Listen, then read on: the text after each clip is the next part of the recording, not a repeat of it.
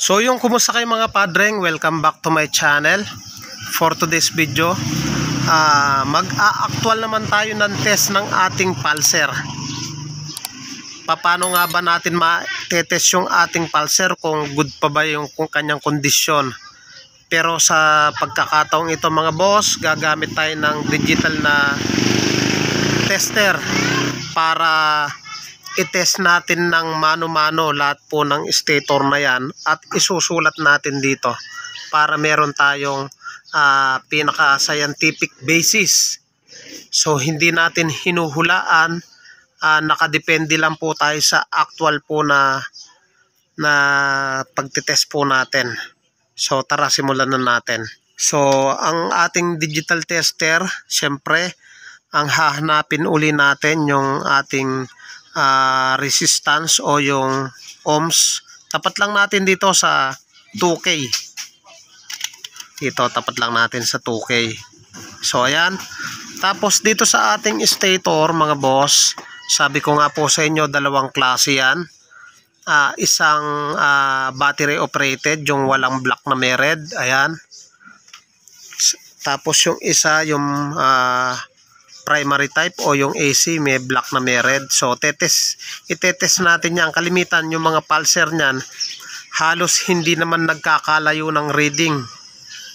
So walang problema. Ang magkaiba lang po ng reading yung sa ating primary type.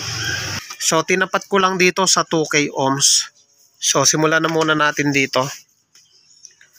Dito muna tayo sa ating battery operated o yung DC na type ng ating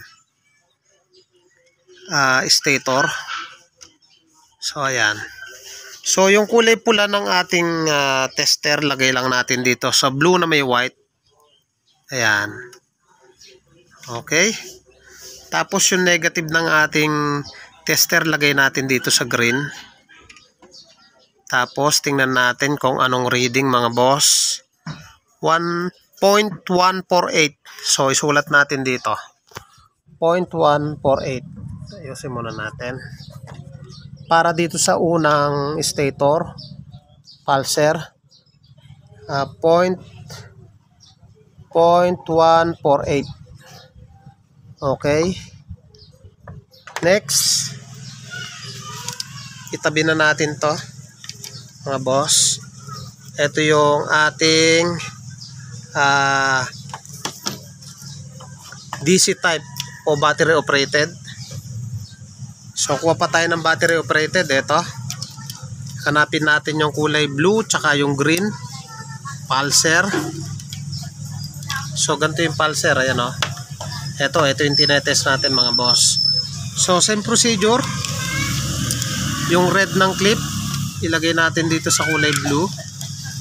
Yusin muna natin. Pasok lang natin. Ayan, nakapasok na. Tapos yung ground dito sa kulay green. Ayan. Sin lang natin.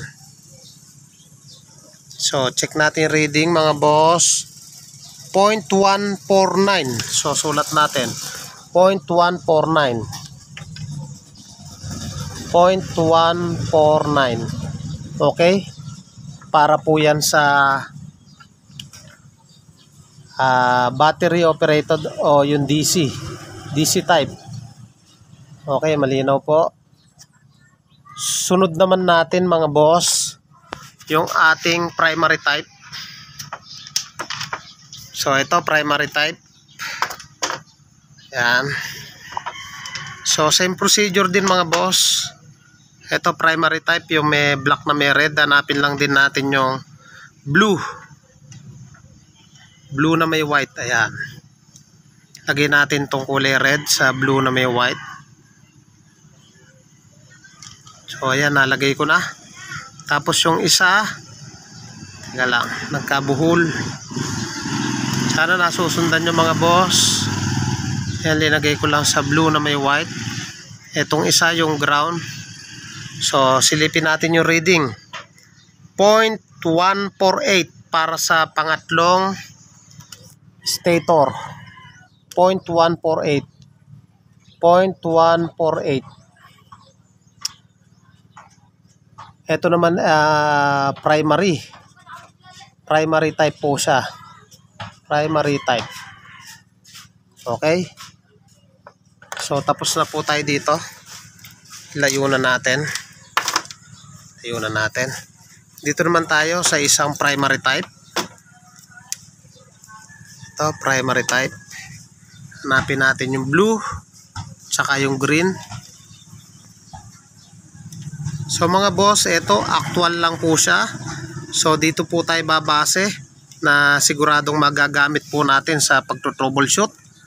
So ganun pa rin, naka 2K ohms yung kulay pula. Positive, lagay natin dito sa kulay blue. Okay. Samantala, ganun pa rin. Excuse. Yung kulay black or yung ground, lagay natin dito. Check natin yung reading. 0.147. Sulat natin.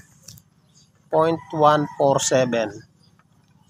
0.147. Ganun pa rin, primary. So, tabi na natin to.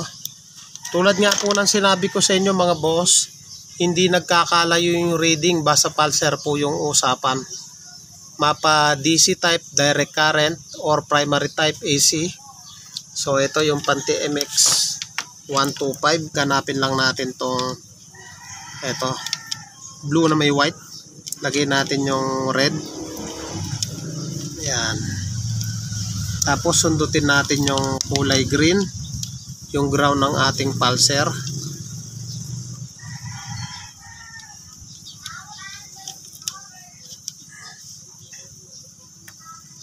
So ayan.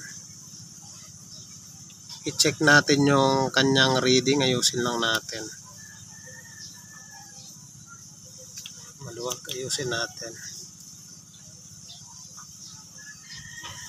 So ayan. Tingnan natin reading, 0.150. 0.150. 0.150. Okay, primary type. So next, bali 6 na piraso po yan. So layo na natin to. Ito naman tayo sa isa. Yan. Ito, hanapin lang din natin yung blue na may white tsaka yung green na may white pulser. So same procedure, yung kulay red lagay natin dito. Ayan. Tapos dito naman yung isa. Teka.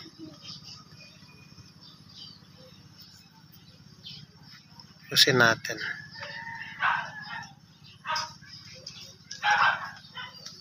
So ayan, naikabit ko na mga boss. Check natin reading, 0.153, sulat natin. 0.153.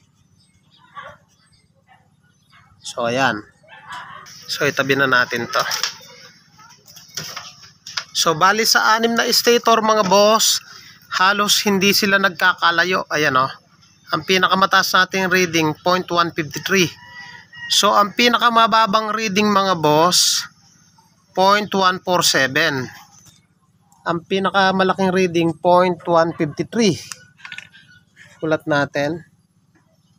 0.153 pinakamataas na reading, pinakamababa 0.147. So i-try nating i-less 13.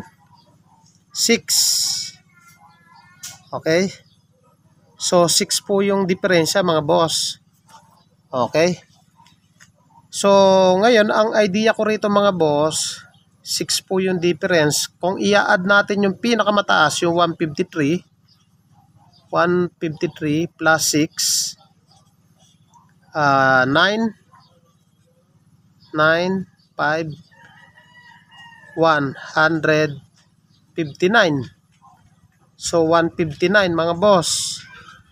Ang pinakamababa niya naman 147, less naman natin ng 6 to. Less 6. Less 6. So 141. So bali 141 to 159. So ayan mga boss, ayan po yung pinaka gitna po niyan. Base sa difference po nila. So ang pinakamataas 153. So kung ang difference po nila 6, kung a-add tayo ng 6 dito, 159 po siya. Kung magle-less naman tayo ng 6 sa pinakamababa, less tayo ng 6 sa pinakamababa, 141. So between 141 to 159. So medyo good po yung ating pulser. So ito po ay idea ko lamang, pero base sa actual po, ang difference po nila, ayan o, 148, 149, 148, 147, 150, 153. So from pinakamababa 147 to 153, ang difference po nila 6 ohms. So ito yung magiging basihan natin. Ang pinakamababa 147, pinakamataas 153. Ito po yung good condition po yung ating pulser. Pag ganito po yung reading, good condition po yan. So in case po na bumaba sila ng 6, naging 141, marahil tumatakbo pa naman siya, or minsan parang nagsisinyalis na pumapalya-palya na siya. Ganon din pag sa reading na masyado ng mataas, 159, tumatakbo marahil pero pumapalya-palya. So ang tip ko sa inyo mga boss, sa 6 na stator, ito yung reading natin, 147 to 153. So sulat natin 147 to 153. So ito yung pinaka basis natin na good condition yung ating pulser. Okay, so bali ang tinuturo ko lamang po sa inyo rito mga boss, kung paano mag-test ng pulser gamit yung ating digital na tester. So ganun lang po gumamit ng tester. Ngayon, ito nga po yung ating scientific na basis, basihan, base sa actual na resistance po ng ating mga pulser. So ito po yung idea ko, na pinakamababa niya 147, pinakamataas 153. So pag ganyan po yung reading, good na good po yung ating pulser. So ito po yun. So ayan, ito gamit na to, pinaglumaan. Try nga natin mga boss, try natin to. Tapat uli natin sa 2K, tingnan natin kung anong reading. So ayan, nasa 2K. So ayan, yung kulay pula pinagay ko dito sa blue na may white. Ito naman kabila. So dapat mag-reading siya ng at least 147 to 153. Check natin yung reading. Nako, no good. Ibig sabihin, sira na po itong pulser na to. Wala na siyang resistance. So mga padreng, sana nagustuhan nyo po yung ganitong talakayan. Kahit kung bago ka pa lang sa akin channel, huwag nyo pong kalimutan ng paki-like, paki-subscribe, pakihit na rin po yung notification bell para updated po kayo sa mga videos na ilalabas ko. Thank you po sa inyo. God bless at mabuhay po kayo.